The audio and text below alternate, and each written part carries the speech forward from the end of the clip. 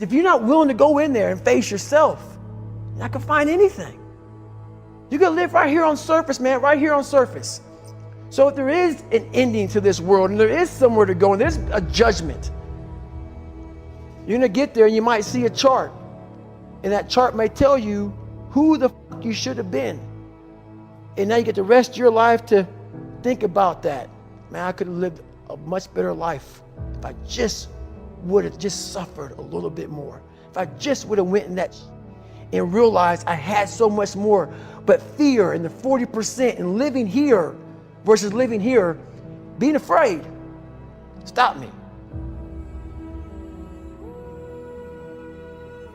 Your biggest enemy, the most important conversation you will ever have in your life is the one you have with yourself.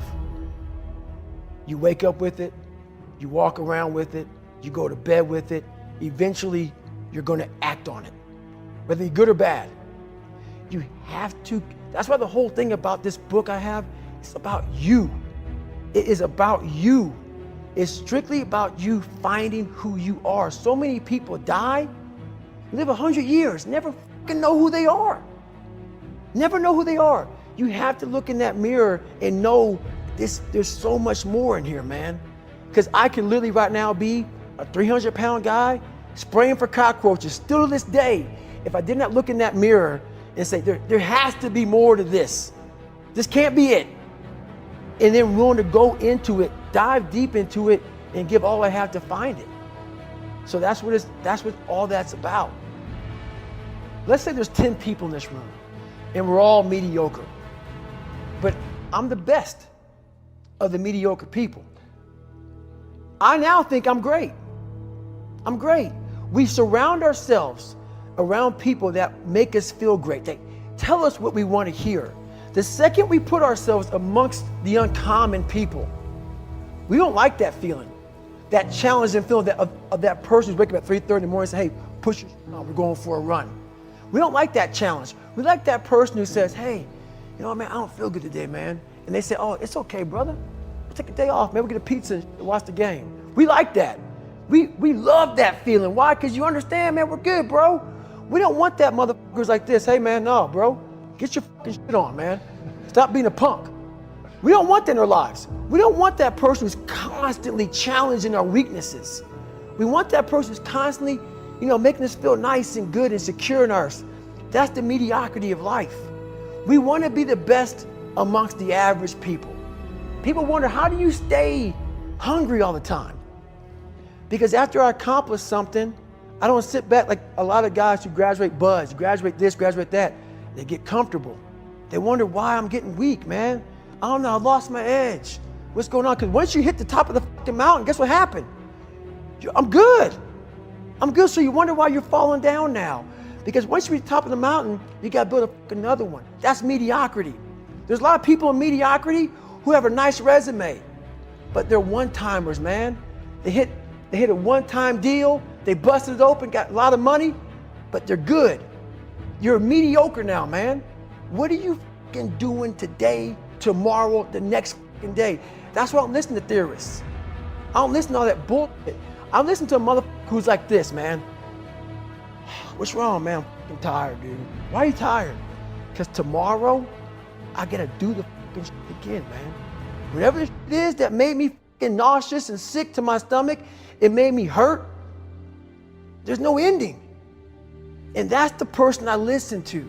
That's the person who's gained knowledge. You gain knowledge through suffering. And on the other end of suffering is a world that very few have ever seen. It's a beautiful world because that's where you find yourself. You don't find yourself in over here. You find yourself on the other end. Like the 100-mile race I was on, I ran it for 24 hours. I found myself on the other end of that race. That 19 hours, I found, wow, there's a whole nother world out here that I've never even saw. But the world's in your mind. And that's what all that mediocrity is about. The mind has the tactical advantage over you at all times. At all times of your life, the mind has a tactical advantage over you. Why is that? It knows what you're afraid of. It knows your insecurities. It knows your deep, dark lies. And it starts to push you away from that. It pushes you in a direction that is comfortable. The mind controls everything. So what I realized was that when I was growing up and I was 300 pounds and I got all fat and I got all insecure, I realized that my mind kept taking me in this direction. When things got uncomfortable for me, when I was facing my insecurities, I was facing my fears, my mind said, oh no, we have the tactical advantage. We need to get you, separate you from this feeling over here. Life's all about feelings. We want the happy feeling. We don't want that feeling of this sucks. If in that moment, you can answer those up questions and you are now in charge of your brain versus your brain ruling you, that's where all that stuff comes from. So the 40% rule is all of that. You get to 40%, your brain says, we're done. Let's roll, man. This is starting to get painful. This is uncomfortable. So you sit down. You have to figure out ways, and everybody's different. That's how the book kind of talks about, like we all have these things about, 5 steps to this and 4 steps to this. It's a lot more than that. That's all bullshit. It's a practice that you have to, it's a habit. So if you know that at 40%, I'm feeling pain. At 40%, I'm feeling pain. That's where the 40% rule kicks in. Now it starts. Okay, I'm feeling pain. My mind's saying all this to me. It's saying, get out of here, run, flee. The fight or flight kicks in. Okay, we're done. We're not good enough. It starts telling you all these things. You start to believe it because the mind controls all. This is the time where you have to gain control back of your mind. It's okay. Let me see if I can go 45%. And once you start giving yourself more and more hope and start realizing, okay, the mind starts to be, okay, what are you doing? We're supposed to be going right and you're going left. You start then controlling your mind. Start finding more in yourself. And then it goes from 40% to a lot further than that. But that's the start of it though. Get to the spot where your mind is saying stop. Wherever that is, you gotta get there first. And then that's when that starts to work for you. You gotta control yourself in that moment.